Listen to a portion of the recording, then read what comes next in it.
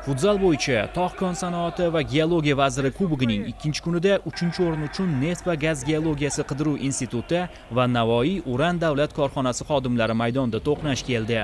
Ikki jamoa sovrindorlar qatoridan joy egallash uchun harakat qilib, yig'ilgan muxlislarga haqiqiy gollar shousini taqdim etib berishdi.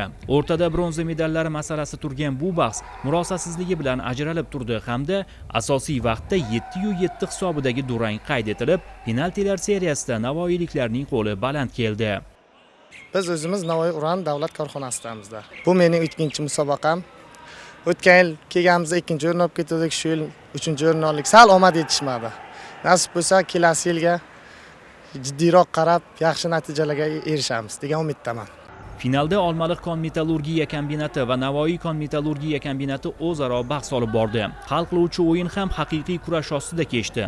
Asosiy vaqtda hisob ochilmadi, 0-0.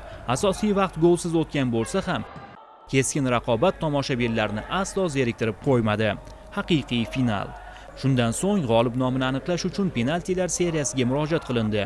Unda esa Navoiy kon metallurgiya kombinati 7-4 hisobida Olmaliq kon metallurgiya kombinati ustidan g'alabaga erishib, geologiya vaziri kubogini qo'lga kiritdi. Bu 3-marta chempion bo'lishimiz, Xudoga shukr. Shu penaltida oxirgi gol urdim. Komandam uchun finalda chempion qilib berdim. Nasib bo'lsa, keyingi musobaqalar ham hammasi bizning qo'limizda bo'ladi.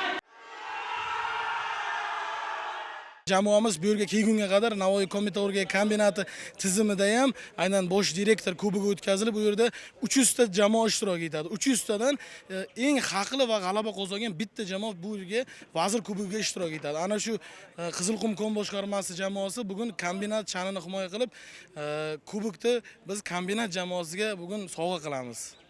Geologiya vaziri kubogi bellashuvlarini oliy toifali hakamlar Umid Po'latov hamda Sardor Sodiqovlar boshqarib borishdi. Futzal bo'yicha turnir yakunlangach, kon geologiya vaziri Bobur Islomov g'olib va sovrindorlarga esdalik sovg'alarini hamda kubokni tantanali ravishda topshirdi.